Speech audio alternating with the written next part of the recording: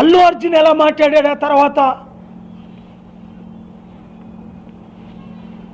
ఏంటిది? అదే నేనే అల్లు అర్జున్ అయితే,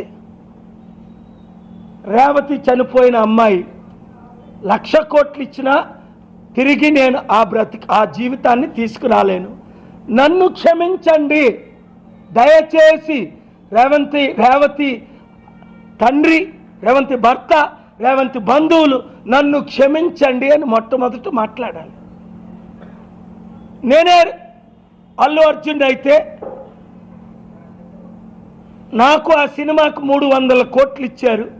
రేవతి కుటుంబానికి, రేవతి కొడుకు, చనిపోతున్న కొడుకు హాస్పిటల్లో ఉన్నవాడికి ఆ 300 కోట్లు ఇచ్చేస్తున్నాను.